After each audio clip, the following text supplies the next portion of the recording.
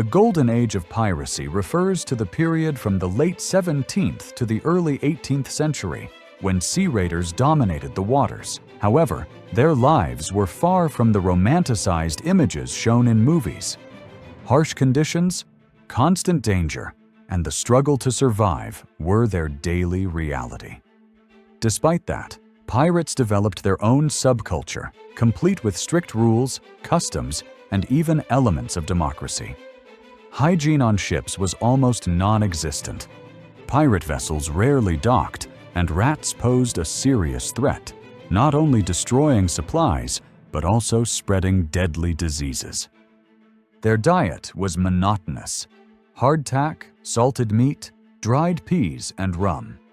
The lack of fresh fruits and vegetables led to widespread scurvy, a disease caused by vitamin C deficiency.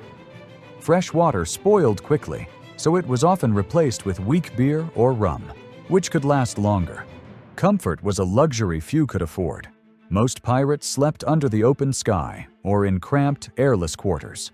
Harsh weather, rough seas, and the constant risk of attack made rest nearly impossible. Still, even in such tough conditions, pirates followed a code of honor. Captains were elected by the crew and could be replaced if they lost the crew's confidence.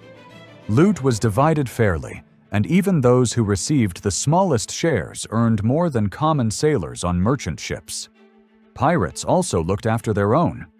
Those injured in battle or who lost a limb were compensated with gold or a larger share of the spoils.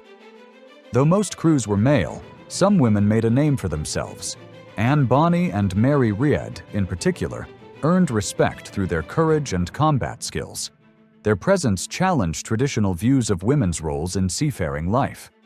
Piracy offered the lure of quick riches, but the life of a pirate was often brutal and short-lived.